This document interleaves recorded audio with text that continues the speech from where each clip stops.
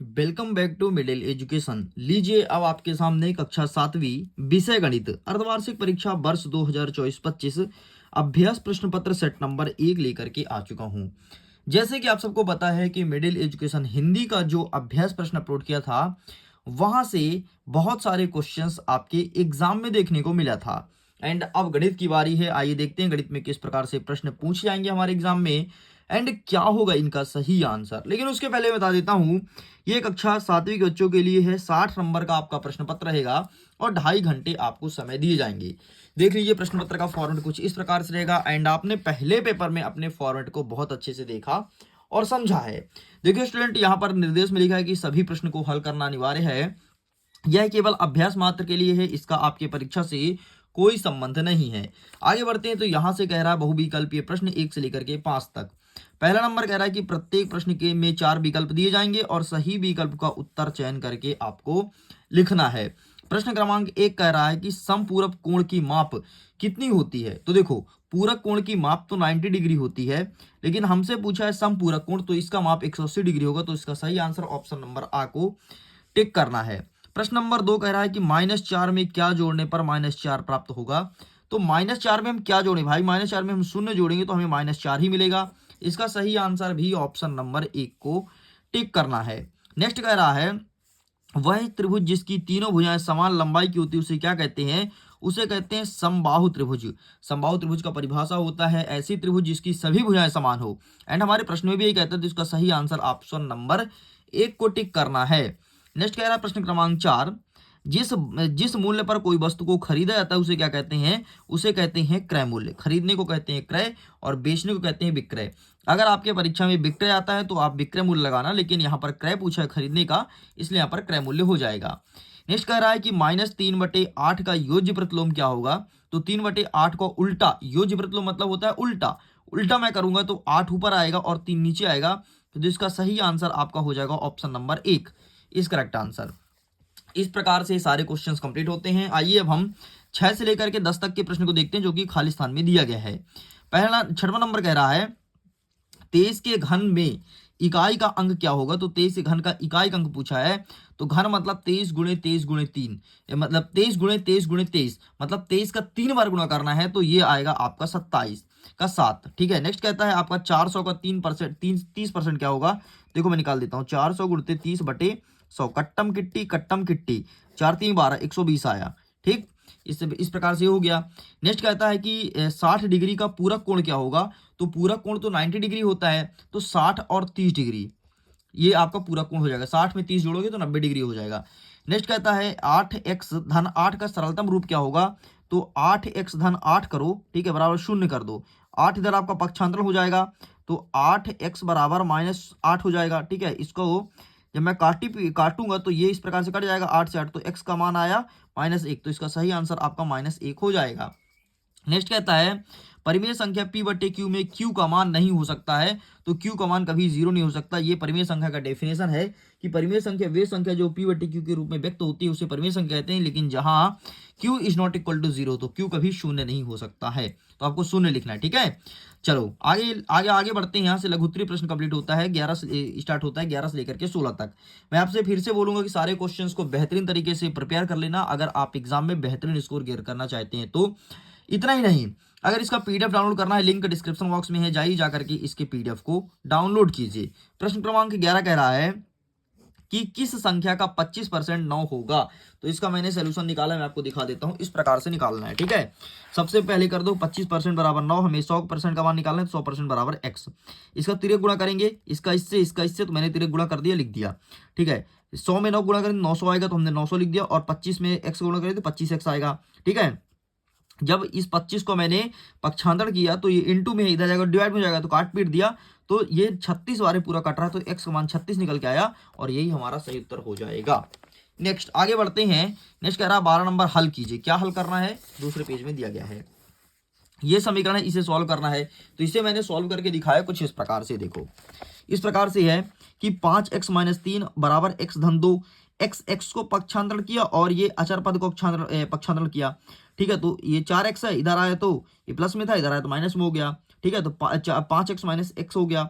और ये बराबर के नीचे बराबर लग गया, 2 है तो 2 रहने दिया, ये 3 माइनस में, इधर आएगा धन में हो जाएगा तो धन में हो गया, जोड़ दिए 5 आया, घटा दिए 4 आया, x का मान 5/4 इस प्रकार से निकल आया। ठीक है, चलो आगे बढ़ते हैं। नेक्स्ट कहता है कि एक समबाहुभुज की भुजाओं की संख्या ज्ञात करो जिसके प्रत्येक बाह्य कोण का मान 60 डिग्री हो। ये प्रश्न पूछा है, तो आइए दिखा देते हैं। इस प्रकार से निकालना है, 60x कर देना, 60 में 3 गुणा कर देना, आ जाएगा 180, ये सही उत्तर हो गया। नेक्स्ट कहता है कि एक थैले में 5 लाल रंग 3 पीले रंग की गेंद है और थैले के अंदर बिना देखे लाल रंग गेंद करने की प्रायिकता निकालना है। तो कुछ नहीं, सिंपल सा यार, लाल है 5 लाल है और 3 पीला है, जो जोड़ दो 5 3 8 होता है। ठीक है, नेक्स्ट क्या कहता है कि थैले के अंदर लाल रंग की गेंद निकालने की प्रायिकता, लाल गेंद कितनी है, लाल गेंद 5 है तो बचे 5, मतलब 5/8 आपका उत्तर आ जाएगा। मैं दिखा देता हूँ कैसे लिखना है, ये रहा तुम्हारे सामने, इस प्रकार से लिख देना, फोटो खींच लो। मैं सारे प्रश्न का उत्तर निकाल के बैठा हूँ। ठीक है, नेक्स्ट 15 नंबर कहता है कि अभाज्य गुणनखंड विधि से इसका वर्गमूल ज्ञात करना है। ठीक है, ये पहला नंबर 1296 है और दूसरा नंबर 289 है। ये देखो पहला नंबर का इस प्रकार से निकालना है, एंड इस प्रकार से हमने इसका लिख दिया, इसका 36 आया और इसका 17 का हो गया, मैंने निकाल दिया दोनों का। ठीक, फोटो खींच लो, बाकी पीडीएफ को डाउनलोड करो, लिंक डिस्क्रिप्शन बॉक्स में दिया गया है। नेक्स्ट कहता है 16 नंबर, 10 सेंटीमीटर व्यास वाले वृत्त की परिधि क्या होगा। देखो व्यास क्या होता है, जैसे कोई गोला हो गया, ठीक है, गोला के दोनों परिधि को जोड़ने वाला व्यास कहलाता है, और व्यास की त्रिज्या होती है तो 10 है तो इसका त्रिज्या आ जाएगा 5 सेंटीमीटर। अब सिंपल सा वृत्त की परिधि का फॉर्मूला लगा दो, 2πr फॉर्मूला लगाओगे तो आंसर निकल आ गया। देखो इस प्रकार से, ठीक है, 2 के स्थान में 2 रखो, पाई का मान 22/7 होता है, r त्रिज्या 5 क्योंकि 10 का आधा 5 होता है। ठीक है, 5 हो जाएगा, काट पीट दो तो आया आपका 220/7, और कटा है तो और काट सकते हो, वरना इतने ही रहने दो। नेक्स्ट कहता है आपका लघुत्तरीय प्रश्न 17 से लेकर के 22 तक। मैं फिर से बोलूंगा, सारे क्वेश्चंस को बेहतरीन तरीके से प्रिपेयर कर लेना अगर आप चाहते हो एग्जाम में अच्छे नंबर आए तो। ठीक है, अब देखो इसे ज्ञात करना है, इस समीकरण को सॉल्व करना है, बहुत ही सरल है, इसको मैं सॉल्व करके लाया हूं, देख लो यहाँ पे, ये देखो यहाँ पे लिखा है, इसको मैंने क्वेश्चन को सेम टू सेम लिख दिया। इसे जब मैं सॉल्व करने बैठा तो इस 2 को किया पक्षांतरण, ऋण में है इधर का धन में हो गया तो 8 में 2 जुड़ जाएगा 10 हो जाएगा, बाकी जो बचा वो सेम कर दिया। अब इस 3 को पक्षांतरण कर दो तो 10 में 3 चला गया तो 7 बचा और x का मान इस प्रकार से 7 निकल आया, इतना सरल था। नेक्स्ट कहता है आपका 18 नंबर, उसी प्रकार से फिर समीकरण को सॉल्व करना है, x को एक साइड कर लो, अचर पद को एक साइड कर लो, मैं दिखा देता हूँ। ये देखो मैंने इससे सॉल्व किया है, ये देखो 4x धन 3 बराबर 6 धन 2x। ठीक है, इसे पक्षांतर किए तो ये आ गया 2, पक्षांतर किए तो माइनस में हो गया भाई, तो 4x में से 2x घट गया तो 2x बचा, और ये 6 था, इसे पक्षांतर किया तो आया 3, तो 6 में 3 घट गया तो बचा 3, इसलिए x का मान 3/2 आ गया, खत्म। आगे बढ़ते हैं, नेक्स्ट क्या कहता है कि फिर से कहता है कि ज्ञात करो, फिर से एक इक्वेशन दे, इसे फिर सॉल्व करना है।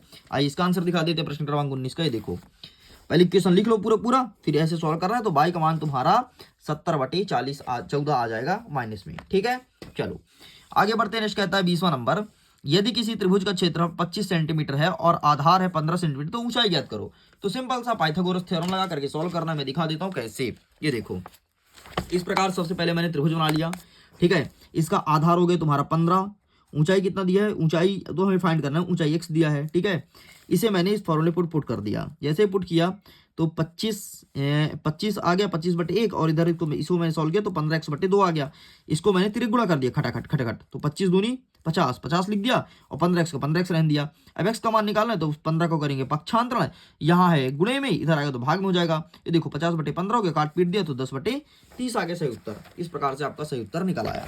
चलो साइड करते हैं, नेक्स्ट क्या कह रहा है। नेक्स्ट कह रहा है कि -2 और 1 के बीच 3 परिमेय संख्या निकाल लो। बहुत सरल है ये भी, सिंपल से तो ऐसे कर लो, -2/1 कर दो और एक साइड लिखो -1/1, इसमें 1/2 का गुणा कर दो, इसमें भी 1/2 गुणा कर दो, इसमें 1/3 गुणा कर देना, फिर 1/3 का इधर भी कर लेना। ठीक है, 1/4 कर लेना, 1/5 गुणा करके जो वैल्यू आ रहा है वही सही उत्तर हो जाएगा। आगे बढ़ते हैं, नेक्स्ट कहता है दीर्घोत्तरीय प्रश्न 23 लेकर 26 तक। कहता है दोपहर 12 बजे का तापमान 0 से 12 डिग्री ऊपर रहता है, मतलब दोपहर 12 बजे तापमान 12 डिग्री सेल्सियस रहता है। आधी रात से तापमान 2 डिग्री कम होने लगता है, मतलब दोपहर 12 बजे जो तापमान रहता है वो रात 12 बजे तक, मतलब रात 12 बजे तक सेम रहता है। ठीक है, 12 डिग्री, और फिर कम होने लगता है, जैसे 1 बजा तो 12 है तो 12 से 10 हो गया, 2 बजा तो यही जा करके 8 हो गया, 3 में 6 हो गया, 4 में आपका 4 हो गया, 5 में 2 हो गया, 6 में 0 हो गया। तो कह रहा है कि किस समय तापमान 0 से 8 डिग्री नीचे रहेगा, मतलब ऐसा कौन समय होगा जब तापमान तुम्हारा -8 रहेगा। देखो मैंने इसके लिए चित्र बनाया, ठीक है, ये देखो 12 बजे 12 रहता है तो 1 बजे 10 हो गया, 2 कम हो रहा है ना, तो 2 बजे 8 हो गया, 3 बजे 6, 4 बजे 4, 5 बजे 2, 6 बजे 0 तापमान हो गया। अब घटना चालू होगा तो 7 बजे -2, 8 बजे -4, 9 बजे -6, 10 बजे -8, तो 10 बजे ये तापमान तापमान हो जाएगा -8। बस इतना तो निकालना था, बहुत सरल। इस प्रकार से चित्र बना लेना, डेफिनेटली अच्छा लगेगा शिक्षक को भी। नेक्स्ट कहता है कि एक नगर की जनसंख्या 25,000 है, ठीक है, इससे घटकर के 24,500 हो गई है, तो जनसंख्या घटने का प्रतिशत निकालो। सिंपल सा, 25,000 में 24,000 घटा दो, सॉरी 24,500 घटा दो तो आया 500, तो 500 और बटे टोटल जनसंख्या कितनी है 25,000, तो 500 बटे 5,000 इस प्रकार से हो जाएगा। देखो 500 बटे 25,000, ठीक है, और इंटू 100, कट्टम किट्टी कर दो, तुम्हारा उत्तर आ जाएगा। देखना, कट्टम किट्टी, कट्टम किट्टी, कट्टम किट्टी, ठीक है। अब देखो 3 इधर कटेगा, 3 इधर कटेगा, अब देखो क्या बचा, 50 बचा ना, 50 को अभी शून्य तुम छोड़ दो, ठीक है, तो 5 एक कम 5, 50 25, 5 आया 5, और ये तुम्हारे 10 हो गया, 5 दूनी 10 आया 2, बराबर 2%। इसका सही उत्तर हो गया। मैं दिखा देता हूँ, मैंने इसका निकाला है आंसर, ठीक है, ये देखो इस प्रकार से मैंने काटा पीटा, 2% आ गया सही उत्तर। आगे बढ़ते हैं। नेक्स्ट कह रहा है कि एक पेड़ भूमि से 4 मीटर की ऊंचाई से टूट जाता है, ठीक है, और कहता है कि उसका ऊपरी सिरा उसके आधार का 12 मीटर की दूरी पर टूटता है, तो पेड़ की ऊंचाई ज्ञात करो। देखो चित्र पहले बनाओ, पहले चित्र सीखो, चित्र ऐसे बनाना है। ये पेड़ की ऊंचाई क्या है, 4 मीटर, यहाँ से टूटा है पेड़, ये देखो डैश डैश करते, मतलब ऊपर पेड़ लंबा था, ये 12 मीटर की दूरी पर गिरता है, मतलब इस प्रकार से पेड़ टूटा और ये गिरा आराम से यहाँ तक, तो ये बना 12 मीटर। तो पाइथागोरस थ्योरम लगा दो, कर्ण स्क्वायर और लंब स्क्वायर प्लस आधार स्क्वायर। कर्ण का मान हमें नहीं पता, इसे कहते हैं लंब, इसे कहते हैं आधार, तो लंब में 4 कर दिया, आधार में 2 कर दिया, सॉल्व किया तो 169 आया। तो कर्ण का वैल्यू हमें निकालना था ना, तो कर्ण स्क्वायर जो था, स्क्वायर यहाँ लग गया तो अंडर रूट में लग गया, कन्वर्ट हो गया, 13 का होता है तो 13 लिख दिया, ठीक है। अब देखो पेड़ की ऊंचाई निकालनी है, तो 13 निकल के आया है, 4 पहले से था, मतलब 4 जो है वो नहीं टूटा, बाकी था, तो दोनों जोड़ दिया है 17 मीटर आपका सही उत्तर। यहाँ पे मीटर लिख देना, लो इस प्रकार से निकालना था। आगे बढ़ते हैं। नेक्स्ट 26 नंबर कहता है कि एक विद्यालय में 20 विद्यार्थियों को उनके मनपसंद रंग बताने के लिए कहा गया है, ठीक है, और मनपसंद रंग यहाँ पर दिया, देखो हरा, पीला, नीला, लाल, लाल, नारंगी, ये सब रंग दिया है। अब कहता है कि इसका दंड आलेख निरूपित करना है। ये देखो मैंने दंड आलेख बना दिया, इस प्रकार से तुम्हें भी अपना दंड आलेख बनाना है, अपना नहीं प्रश्न का।